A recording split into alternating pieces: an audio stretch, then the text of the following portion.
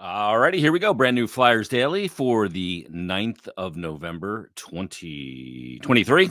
Flyers will be back in action coming up on Friday when they take on the Anaheim Ducks in Anaheim. They lost Anaheim earlier this season at Wells Fargo Center. That game was back on October 28th. Flyers lost that game 7-4. Anaheim off to a pretty good start this season. It'll be Anaheim Friday at 10 o'clock, and then Saturday they'll face the Los Angeles Kings at 10:30. They're actually going to fly back overnight that night, come back to Philadelphia, spend a day or two here before going back to take on the Carolina Hurricanes on November 15th. That's a Wednesday night. And that'll wrap up the four-game homestand. Then they'll come home for two against Vegas and Columbus. Then it'll be off to the Islanders, back home against the Rangers, then back up to take on the Islanders. Then it'll be the Carolina Hurricanes on the 28th, and we'll wrap up the month of November with the New Jersey Devils. Some good teams on there for sure.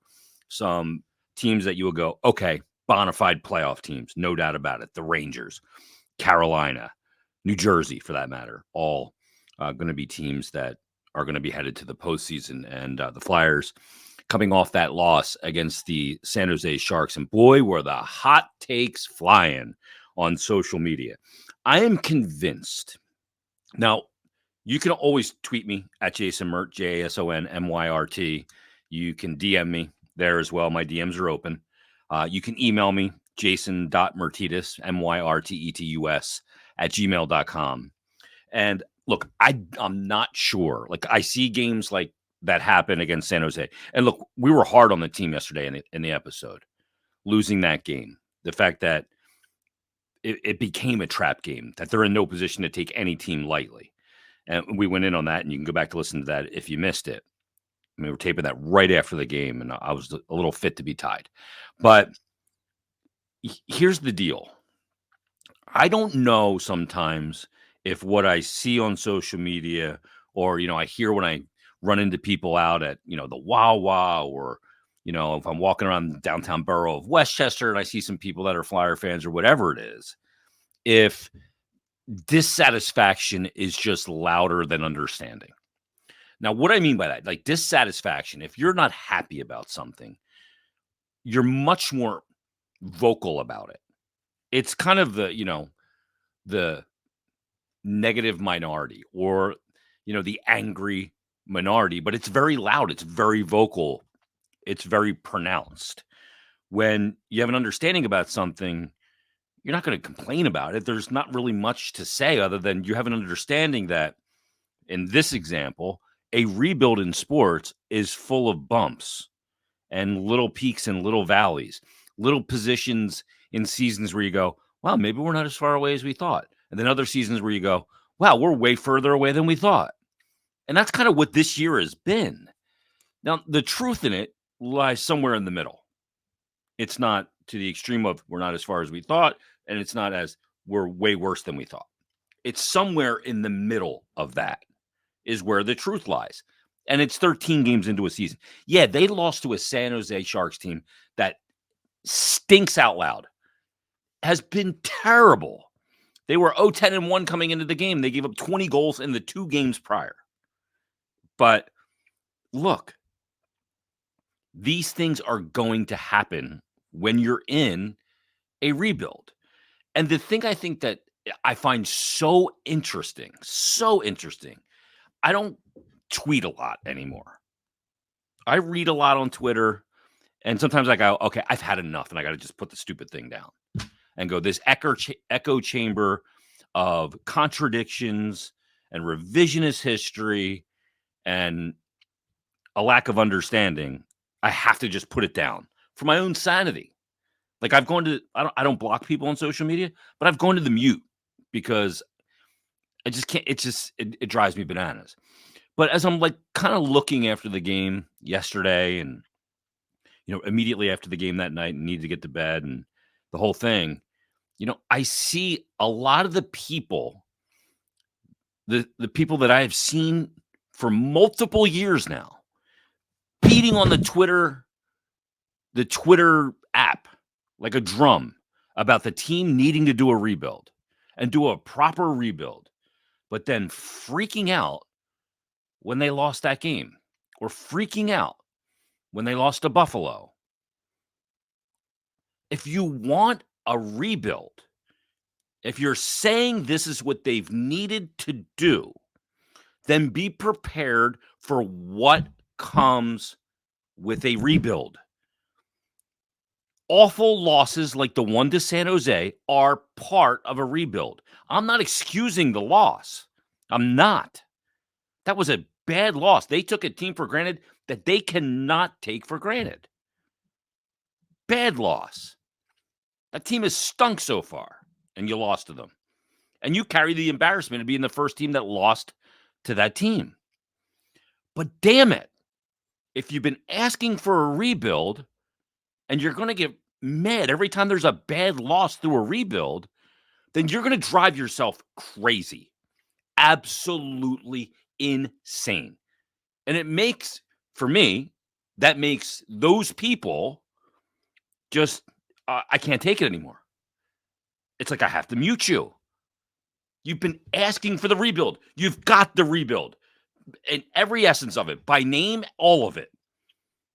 And then they have a loss like that, or a loss like they had against Buffalo last week, and you freak out. So do you want it or do you not want it? I've said this all along. It's easy to say you want to rebuild in sports, or it's easy to say you want to tank in sports, but it is a difficult way to live. Because as fans in sports, we may go, yeah, it's better for them to lose, or it's better for them to be in a rebuild and not a win now mentality all the time. But because we're fans of sport, we want to win. So we freak out when they lose. So again, look, is this just a vocal minority? I don't know. I'd love to get people's help on it. So what I wanted to do in this episode, that was a really long way of me getting to what I want to accomplish in this episode. So I went back and I looked at a bunch of teams' rebuilds. I have a bunch of different examples and what they kind of went through. One that I see gets cited quite a bit, a lot. This one gets cited a lot, is the Rangers, because they sent the letter to the fans. Now, the letter to the fans was from John Davidson, who was the president of hockey operations, Glenn Sather, and Jeff Gorton, who was the general manager. And they sent this letter on February 8th of 2018. So it started out and just said, as a member of the Blue Shirt Faithful, we consider you a part of the Rangers family and always want to ensure we share important news about the organization directly with you. Today, we want to talk about the future. And they talked about trading away pieces and taking a step back to ultimately try to move forward again. And people applauded it. People here say, I wish the Flyers would do that. Send a letter, whatever. So that Rangers team, again, that's February of 2018, the next year, after they kind of broke it down a little bit. The next season was 2018-19. The Rangers in year one, technical year one of the rebuild, that year, they went 32, 36, and 14 and had 78 points, and they finished 7th in the Metropolitan Division, 7 out of 8 teams. Now, on that team, like I look at their schedule and results. I look at the beginning of the year, like within their first 13 games. There were some really crappy teams in the NHL that year. They lost to Buffalo 3-1 in game 2. They lost to the San Jose Sharks, or they beat San Jose, in overtime. They also lost early in that season to the Florida Panthers. They lost to the Los Angeles Kings 4-3. The Kings at that time stunk. Were not good. They were also in their rebuild. They lost to Buffalo again. They lost to Montreal, who was not very good at that time. I mean, they had some bad losses on their schedule all throughout the year. Multiple losses to the Ottawa Senators. And the Senators stunk. Like terrible that year.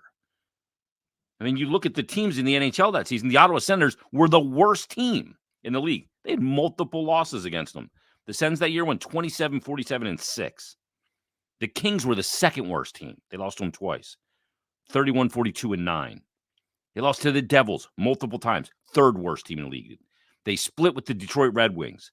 4th worst team in the league. You're going to have losses to bad teams. Rangers were the 5th worst team in the league that year 1 after their lockout. Now, after that year, so they have that. They kind of strip it down. They don't strip it all the way down. There's this notion that, you got to strip it all the way down. You got to rip it down to the studs to rebuild. Do people think that's what the Rangers did? Because I don't see it that way at all. Not even close.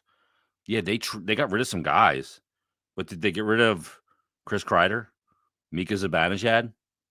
No. They kept some pieces there. They had Matt Zuccarello at 31 years of age. Then they started making moves, acquiring Jacob Trouba. They're able to get Adam Fox, who wanted to play in New York. They're able to get Artemi Panarin. They're able to add other pieces. And boom, they go from Henrik Lundqvist right into Igor Shesterkin. That helps. And their rebuild was like the snap of a finger. But it's not always like that. They had this weird thing going on where they could do it really quickly because Artemi Panarin and Fox pushed their way there, and they had Shesterkin coming. So that's to me, that's a very rare situation. Now, another team, when I think about rebuilds right now, we'll talk about Buffalo in a minute. But another team that when you think rebuild is you think of a team like the Detroit Red Wings, who were sorely in need of some sort of rebuild. They went 25 straight years of making the Stanley Cup playoffs. And now it's been a while. It's been a while since they've been a viable team in the league. And on one occasion, they were the worst team in the NHL, but I think by 19 standings points. They were horrific. And if you ask their general manager now, who, by the way, built the Tampa Bay Lightning, Steve Yzerman, he still says they're in a rebuild all these years later. Now, he's been there since 2019. He had good young players, guys like Larkin, Bertuzzi. They have other ones. They've drafted guys. They had Anthony Mantha, Andreas Athanasiou.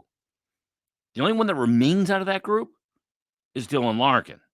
All the other guys are gone. But as you look at it now, he was asked before this season started, is this team still in a rebuild? His answer, yep. Then he went on to explain. He said, I don't know when to, I guess, literally announce what stage of the rebuild we're at. Each year we've tried to add draft picks. We've tried to sign any of our unrestricted free agents that we could or chose to and wanted to. And the players we couldn't or weren't going to, we traded at the deadline. He said, I guess you're out of your rebuild when you're not doing that at the deadline. See, I think that is a good line of demarcation. How a team approaches the NHL trade deadline kind of tells you where they are. Are they in a rebuild, or are they standing pat or trying to add for both the now and maybe long term? Obviously, the offseason and how you conduct yourself in free agency and all those pieces and elements add to it as well. But that team's still in a rebuild, has not made the playoffs since they ended that streak of 25 straight years. Let's go to Buffalo, because Buffalo's a team. They've got some high picks there. You look at a guy like Rasmus Dahlin. You know, their rebuild's been going on for a very long time. The most recent phase is with Rasmus Dahlin and Owen Power, 2 number 1 overall pick blue liners.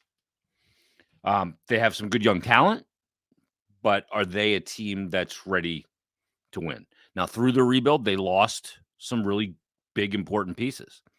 They lost Ryan O'Reilly, who said, I can't take it. I got to get out of here. And they got him out of there, and he won a cup in St. Louis.